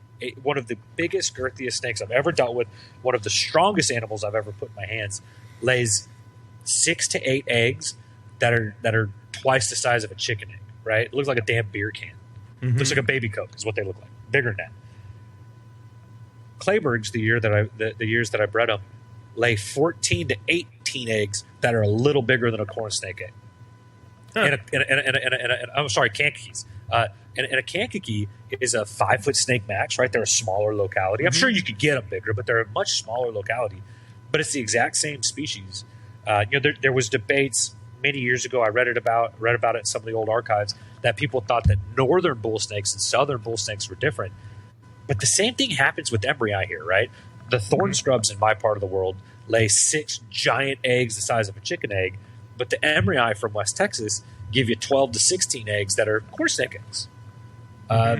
Very similar species. Now, obviously we know they're different species now, but it's just weird where each of these animals are from.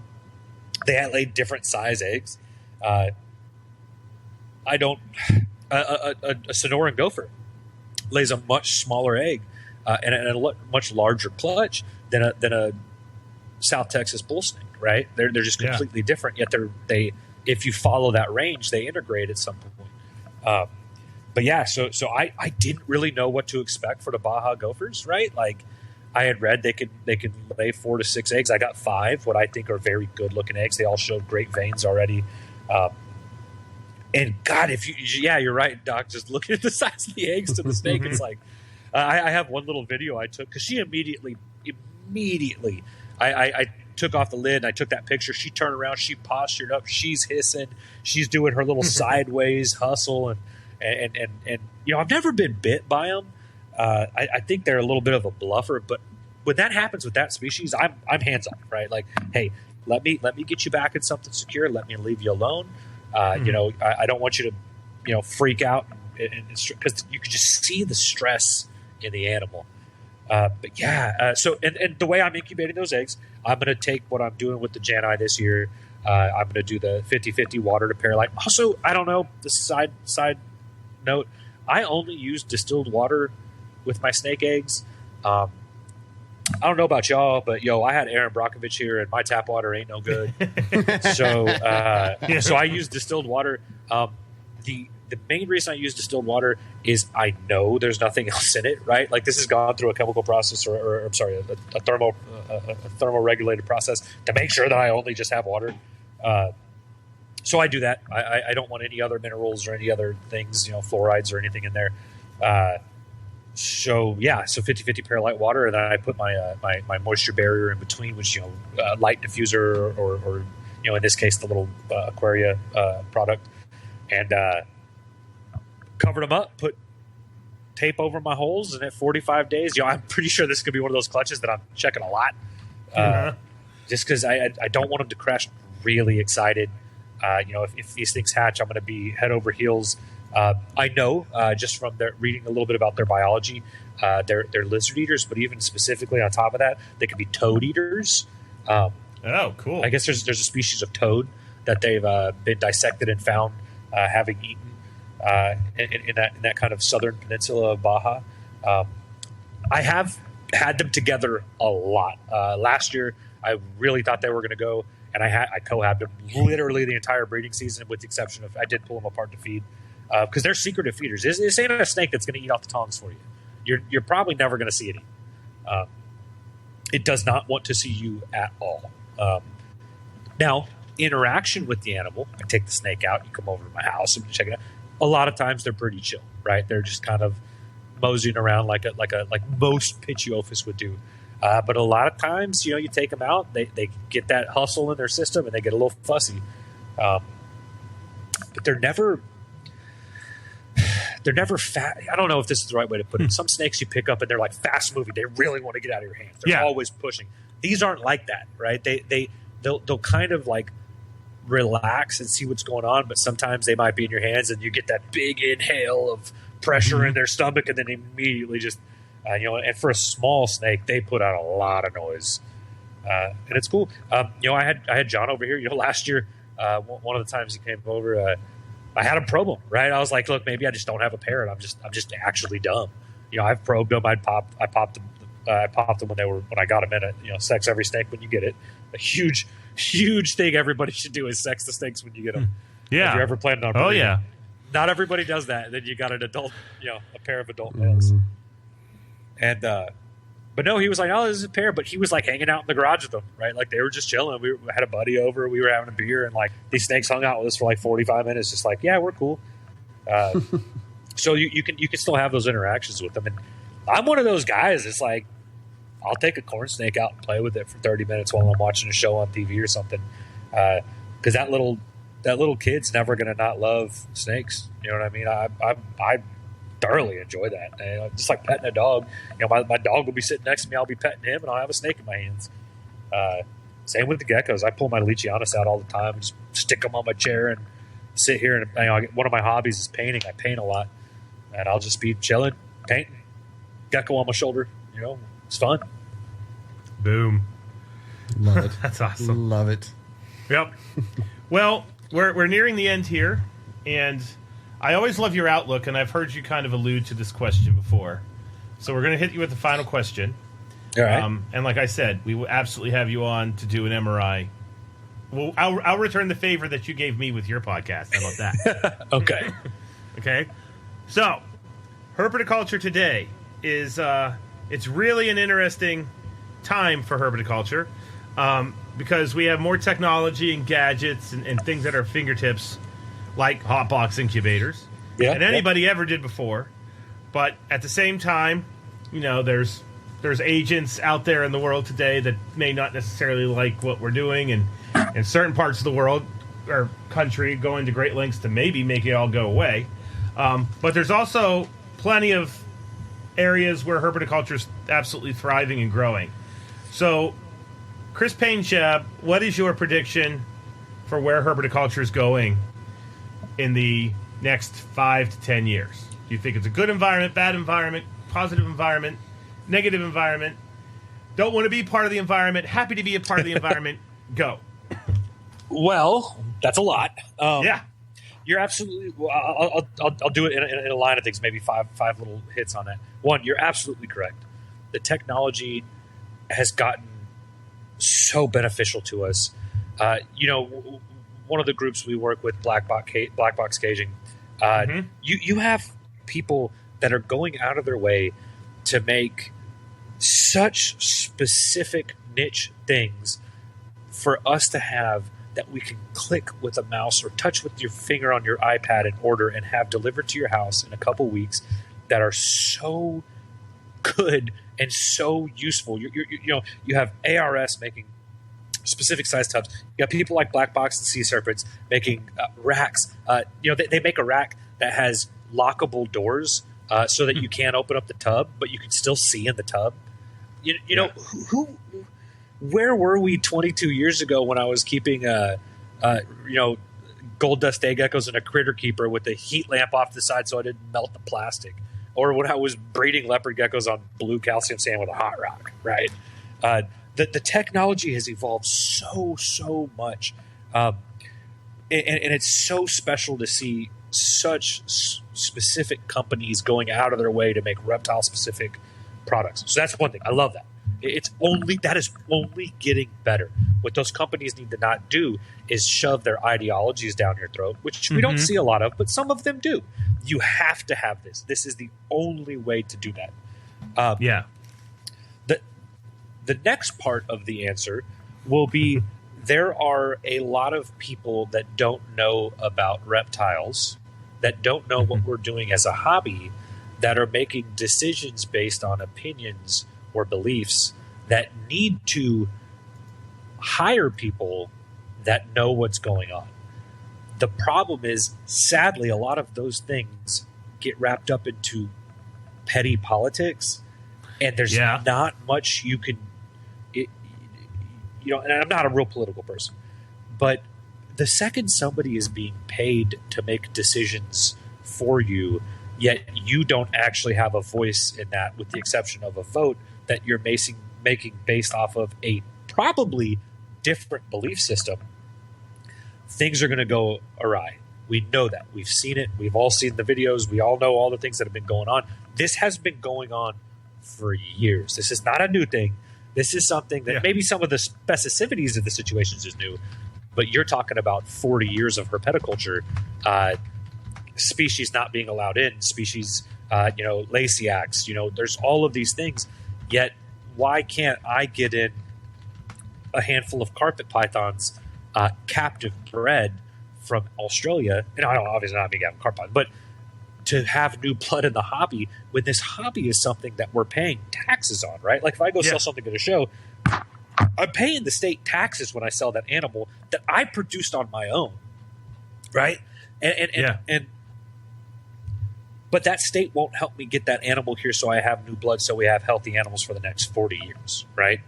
So what a dichotomy we have there, right? Like you're telling me what to do with my hobby, yet I don't get to tell you what you could possibly just a little bit do to make my hobby better as well that would benefit you in the end. So that's a tough part. And we are going through what looks like maybe one of the tougher times, though I know that in the early 80s, possibly late 70s, they went through tough times too. The same thing happened in the 90s. I'm sure we see Alterna not being able to be collected until I think 2002 or something like that. I don't know the exact date, but you went through times when these things changed, the ebb and flow, and that's through call your local congressman and stop voting with what you think is cool on Facebook and maybe vote with your heart. Right? Think about what you're doing, and that's the best I could say on that. But then there's kind of the third aspect where the community. There's this huge, weird thing happening in our community where people kind of poo-poo on what is known as like a pet tuber. And I know there's a lot of them. And they're like, all these kids, they come to the show and they only wanted this, or these people are asking about this. They ask if I've seen this video. And it's like, yeah, but that kid wouldn't have been at the show. That kid wouldn't have seen your table. That kid would have never looked your page up on Facebook. That kid would have never known about you on Instagram if that didn't exist in the first place. And now we're in this digital age of social media where I can meet people like Dr. Loftman or Clint. I can literally message you right now and you'll respond to me. What an amazing thing. And what a special time for us to be able to share our experiences. I mean, God, when I first listened to a podcast, it was Gecko Nation Radio, and I think around the same time the NPR network listened to Eric and Owen. And it's so funny that Owen was like a kid, right? Yeah. And then you see him kind of flourish into this like crazy successful, guy. Eric, I'm a big NPR fan. But seeing Eric go from somebody whose collection ebbed and flowed and morphed into so many different things and so many different successes, but also failures, and being willing to talk about it. Right? These podcasts, these YouTube pages, you're starting to see people willing to talk about their failures. Right? Why don't we talk about our failures more? You learn more from a failure than you do from a success. Right? 100%. You can. Right? You could have a random success, but if you have consistent failures, you can define what's going on. We can define that, and now we have a community of people that we can do this together. So I kind of love that about the hobby. Yeah, I get really upset when I see a dingleberry holding a king cobra. Right? Like probably shouldn't do that. But also, we were watching shows. I was also watching Jackass when that came out, and you probably shouldn't do that either. And before that, it was the CKY videos. If anybody remembers that old skateboarder videos where they would do stupid stuff. You shouldn't do that either, right? Like you need to be able to define what's going on for yourself. But one thing modern current herpers forget constantly is that there are people that have been doing this for your whole life. These words were wrote down for us 30, 40, 50 years ago, right? Respect your elders. You don't need to do everything they do. Respect your elders. You don't need to follow every single thing they say. You could delineate from what they say. You can change. You can find your own way. But don't sit here and say that their successes or their failures were unwarranted, because they put work in too. and a lot of that information is free. And God, people just forget that. It's you know what I mean. This is the age of information. It's all there, right? I don't get bummed when somebody. I get messages on Facebook or Instagram, whatever, like, how do I keep a corn snake? And I'm like, you know what? Here's this video. Here's this video. Here's this video. You know, or here's this page. Check this page out. And it does get tiring, and it can be annoying. But that might be the next, Kathy Love, right? I don't know. Somebody that's going to dedicate their life to this and make beautiful things and share it with others with this positive attitude. So yeah, that would I guess that'd be my final thing. Berto, I think the hobby's it's going great places, but you might have to find those great places. It's going to have great people, but you're going to have to look for those great people. We can do it as a hobby. We can be better as a hobby. We can, but we can also do this as a family, and we can all enjoy these things together. If we just, positive. If I'm happy and you message me, you're going to get a happy response. Maybe if you're upset, somebody messaged you, don't respond. Right? Take your time. Take that breather. You deserved it. You earned it. We all have our life stressors. So, take that as you will. But I think there's a lot of good things that could come out of it, and I plan on seeing a lot of good things. Well, there you go. That was a beautiful answer, Kris. Well done. Well done, sir. Well done, sir. And it was pure Painschab where we end on a positive, happy note. So there you go. All right. Well, this was simply excellent. So thank you so much for coming on. Yeah, thank y'all for having me. Yeah, and even if the recording craps out at this point, I don't care. We're gonna put it up. we did it. We did it. Yeah. We made it. Yeah. So if people want to talk to you about snakes, geckos, obviously colubrids, MRI, where do they go and how do they find you? Easiest place right now would be Instagram. I'm trying to post more on Instagram. I don't post a lot. I'm there. I'm pooping and looking at memes. But I'm trying to post more so people can see more pictures of the animals. Facebook, you can reach out to Badlands Herpetoculture. I kind of have just like a page that exists. I don't sell animals on Facebook, and I don't think I'll ever start. Or my name, just Kris Painschab on Facebook. You can message me on any of that. I love talking reptiles. Everybody knows that's messaged me. I probably will just message you back until I pass out and then wake up and message you more. And I think this year I'm gonna I promise myself I'm gonna make a Morph Market account, and I'm gonna post some snakes for sale this year. I don't know which ones they may be, and I may not actually do that, but I'm gonna think about it. But yeah, other than that, Kris Painschab. If you're a Facebook messenger, message me on Facebook. If you're on Instagram, look up Badlands Herpetoculture. I promise I'm gonna start posting more pictures of snakes. I'm gonna do it. I'm gonna do it. It's tough. Well, I mean, I don't do it. Just put I put a picture up. I don't know, every week or two. And that's it. I just opened my phone. I have this in the last 4 years. I have 28,092 photos and 999 videos, and I would tell you now that 30% are my daughter. Maybe 20% are just real life things, and 50% of those are reptiles. There you go. I don't post any of those pictures. Well, Zach, you're in a group chat with me. I just constantly send pictures. Yep, your gloved hand. That's how I know it's your picture. Always have gloves. Hey, yep. You know what? Cross-contamination, and then when you're allergic to aspen, pine, mice, probably all bites that exist, you wear gloves. Yep. How about that? All righty. Well, if people want to find me, I'm at Dr. Crawdad. If you're a listener by now, you know where to find me. If this is your first time, go ahead, like my page. I put up pictures of snakes and crayfish, and then occasionally family. So, and then Zach Loafman on Facebook.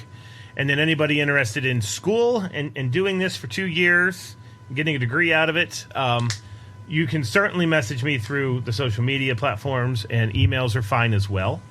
And then, Mr. Bartley, where can people find you? You can find me on Facebook, Metazotics, or me personally, Clint Bartley. On Instagram, it's Metazotics LLC.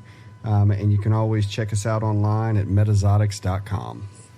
And as always, we are proud members of the NPR network, so give some of the other podcasts a listen. I'm excited. I don't know if it's dropped yet, but I can see behind the curtain, and there's another Boas on the way, and that's one of my favorites. So yeah, give it a go. And as always, whatever time of day it is, wherever you are, hope you're having a good one. And later.